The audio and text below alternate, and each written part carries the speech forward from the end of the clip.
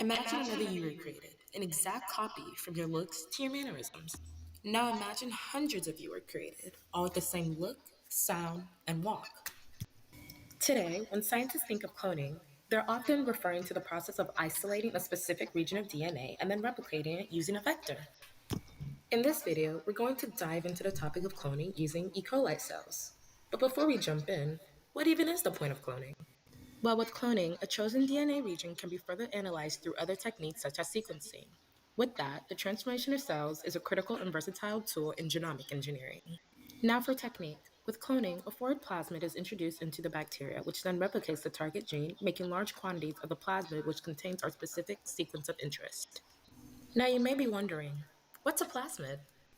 A plasmid is a small circular piece of DNA ranging from 2,000 to 10,000 base pairs that contains important genetic information for the growth of the transformed bacteria. A cool thing about bacteria is how they have a knack for sharing vital information by passing it amongst themselves to form genes and plasmids. This means that the natural function of a plasmid is to transfer genetic information vital to the survival of the bacteria being transformed. This is the important characteristic of plasmids that scientists exploit in order to clone or amplify genes of interest. Before a bacterium takes in a plasmid, they first have to be made competent to take up DNA. One way to do this is through a process called calcium chloride transformation. This is when small holes in the bacterial cells can be created through suspension in a highly concentrated solution of calcium. Post-heat shock medium can be added to the cells and plated on LB plates containing the antibiotic ampicillin. The purpose of the shock medium is to allow the bacteria to grow in a nutrient-rich environment. You may be wondering, why do we have to plate the cells on these specific plates? In the plasmid lies an ampicillin resistance gene that will be taken up by the bacteria along with the plasmid. This means bacteria with the gene will grow and survive, and those that do not have it will not. Sometimes you encounter cases where the bacteria takes up the plasmid but the target gene is not amplified. This occurs when the vector self-ligates without a gene being inserted into the plasmid. If this occurs, do not panic. Scientists never panic. Instead, we come up with solutions. Using a beta-galactidase color selection, we can use a second form of selection to pick the colonies that have successfully received our target gene.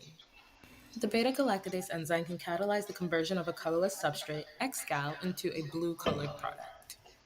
In our plasmid, there is a copy of the beta-galactidase gene, along with the antibiotic resistance gene. The cells that take up the plasmid and grow will also produce blue colonies when grown in the xgal medium. And so the target gene will be inserted near the 5' end, disrupting the gene sequence of the enzyme. When the target gene is successfully in place, there will not be a working beta-galactidase enzyme, so no blue product will be observed.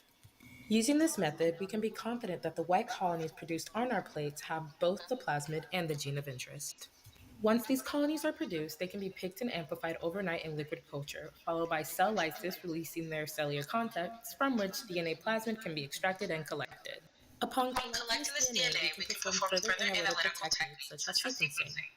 And that's it. You are now an expert in cloning recombinant plasmid DNA. Thanks for watching.